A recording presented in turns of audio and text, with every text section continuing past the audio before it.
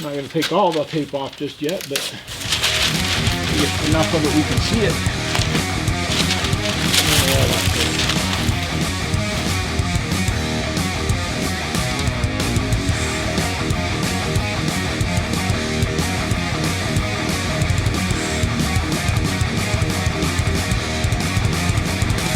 Welcome back to Allison Customs ProjectCarTV. Back on the Scout for another episode. Today we're finally going to put the body on the chassis. And as part of that, it seems like you would just drop it down on there, put the bolts in for the body mounts, and you'd all be done. But the reality is we kind of need to put the fuel tank up under there first. I'm sure there's a way to take the fuel tank off without removing the body from the frame. But what I remember from when I took it apart, which granted has been a long time ago, the fuel tank came right out under the frame. It came right out attached to the body, and it seemed probably that's going to be the easiest way to put it back together. So we're going to see if we can kind of manipulate all of that into one shot. So as part of that, we need to add the vent lines to the fuel tank.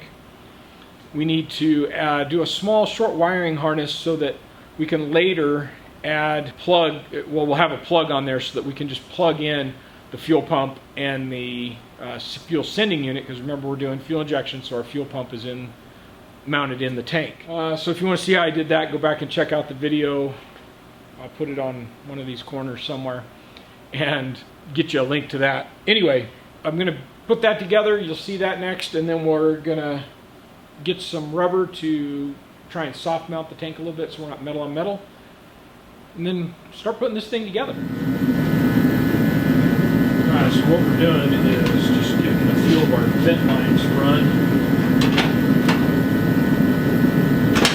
We'll use a T to come into the line, and probably the best way is just to do a short run here and then turn this one into it. So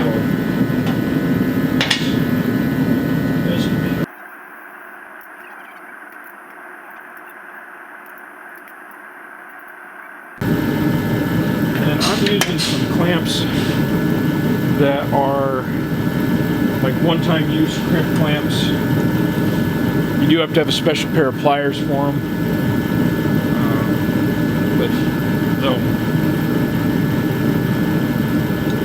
grab on there real nice.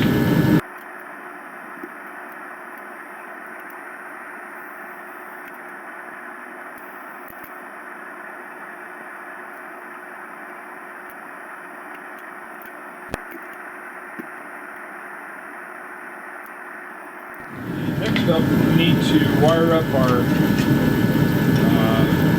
grounds that we can then hook to the body, and then we'll also take that positive and ground up for the fuel pump to control, or the ECM to control the fuel pump. So this needs two separate wires, power and ground, and I believe the ground is the controlled side on the ECM. And then the fuel sending unit needs two wires, one for the actual resistance sent back, and then we need to ground this out. Alright, so what we got now is we're going to build the little wiring harness, if you will, for the fuel tank. And I'm just going to use some Delphi GT 280 connectors. 280, I use a lot of the 280 and the 150. The 280 is a little heavier duty, so for more amperage, which would allow us to run the fuel pump. The other two connectors, we're just doing the 280 there.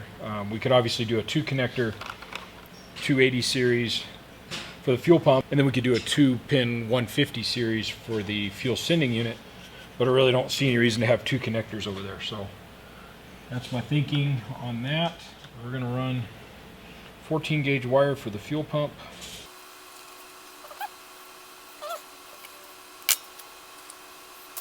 Boot on, and then for the sending unit I'm going to run black and blue. I just picked 2 colors that were easy to get to. Black for the ground, blue for the sending unit.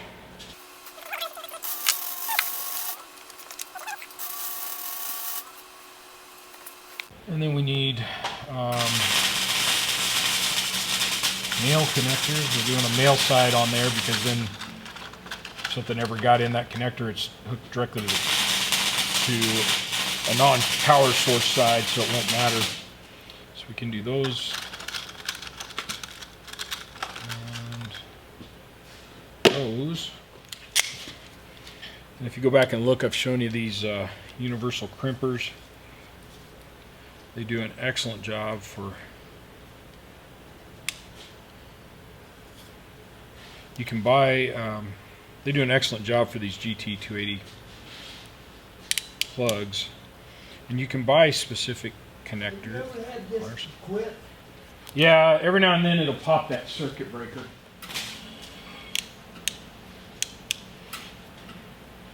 So as I was saying, that these do a great job for making that double crimp on these different wires.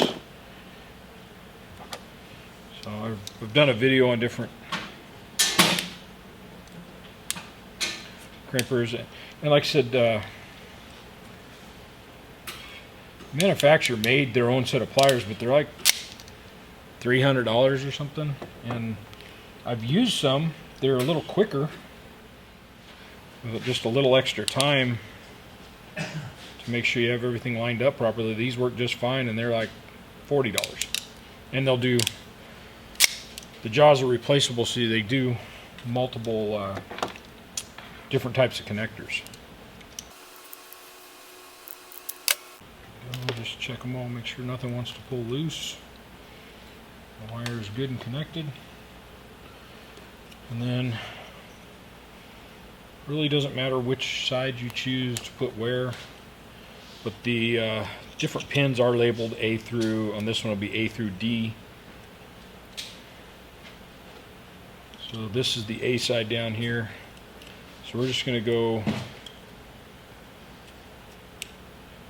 A, and B will be for the sending unit, and then we'll run C and D fuel pump. Just going to estimate that we need about 2 feet of wire to get everything where we want it. And we're going to run this in a little bit of loom.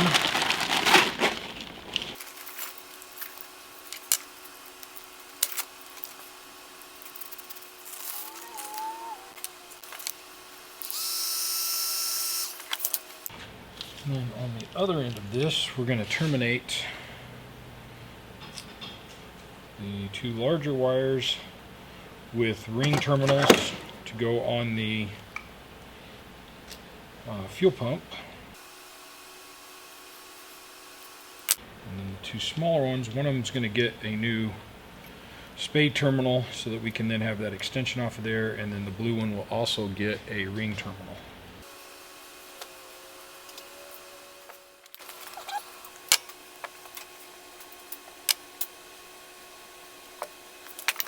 I don't know about you guys, but it frustrates me when you buy something for an American-made vehicle, so 1972 Scout, and the replacement parts have metric threads, and then on top of that they don't include the retaining nut or whatever, or bolts or whatever you need to make it work. Because for me personally, I don't keep a whole lot of metric hardware. So just to show you, this is my assortment of metric hardware. Every now and then I'll buy something, but for the most part what I have is just stuff I've taken off of vehicles and didn't reuse, or when you buy a, I don't know, you buy some new whatever, grill, TV mount for the wall or whatever. They come with all this extra hardware, and so I throw it in this box, and that is the extent of most of my, it's pretty much all of my metric hardware. So I have to come dig through, and in this case I needed that nut for the fuel sending unit, and just have to go dig through this box until I find something. Who knows where it came from, but we found one, so that's done. The fuel tank is ready to be mounted up on the floor of the truck, and the fuel straps, or the straps for the tank, those go in here and back here, so we'll figure that out. The J hooks that came out of this that hold up the rear portion of the straps, they were pretty rusty and beat up, so I bought some different J hooks. We'll see if they're going to work. I think they will. I bought some long ones, so I'll probably end up putting them on and then figuring out how much to cut off, and cut them off just so they're not a big bolt hanging down. Fuel lines are already hanging off the frame, so we're pretty much ready to be able to set this up in there. The only other thing I really wanted to do was put some rubber on the inside of these straps so it's not metal on metal on the tank, and then also put something across the across the braces so that the tank is not directly on there. Although with the bed liner on there, it's probably not that big a deal, but you know, just my OCD hanging out. So let's see, let me go find the J hooks I bought, and we'll lower this body down some and get this fuel tank stuck up under here. Okay, so for reference, what I wanted was just some rubber that I could put on the inside of this strap to basically cushion it so it's not metal on metal for the fuel tank. And I just went around Home Depot till I found something that looked like it would work. What this is garage door seal. It goes at the bottom of the garage door. It's intended to be put into a U shape and slid into a track at the bottom of your garage door. But it's 2.5 inches wide, or 2.25 inches wide, something like that. 2.5. And these straps are 2 inches wide, so I figured what the heck, it would probably do a really nice job of laying in on this metal strap.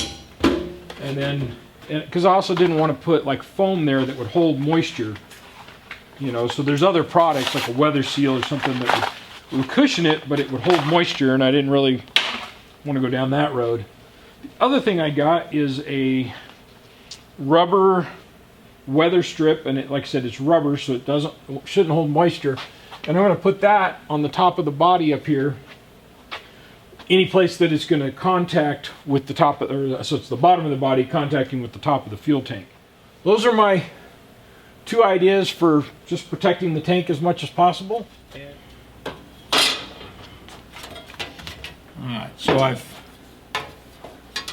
I've done is just set the fuel tank in on top of the frame rails, and that should allow me to go ahead and get my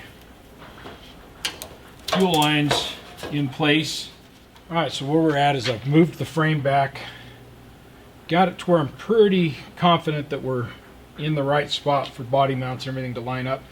I'm just going to start lowering the body down until we get close enough that all my fuel lines and everything are tight enough we can get it all pushed up in there and bolted to the bottom of the cab. So it's going to be down almost all the way when we get to that point.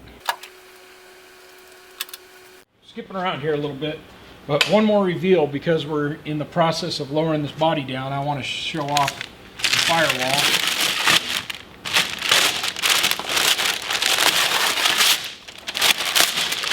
Because it's going to be hidden as soon as we put it down behind this engine, so may as well get a good look at it once.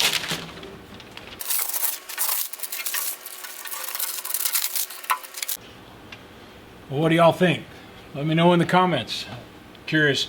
That is the paint code anyway, is the original color for this truck, so that was the reason we chose that white. It's called Alpine White. I think it looks really sharp.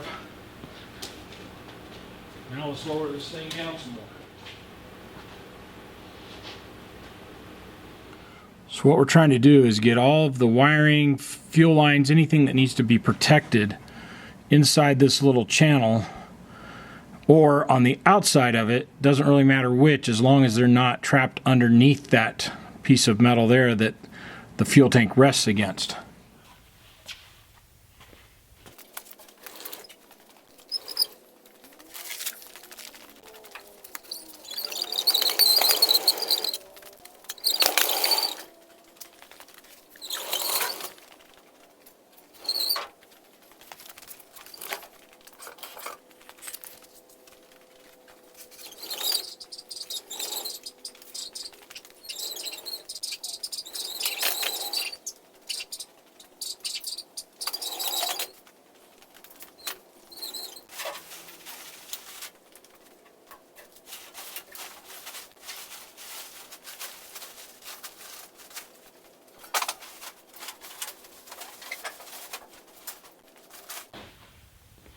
That's it for now. Let's get on to something else. Well, that's it for this week. Please like and subscribe. Hit that bell for notifications. All that other YouTube stuff. And we'll see you again on another episode of Allison Custom ProjectCarTV.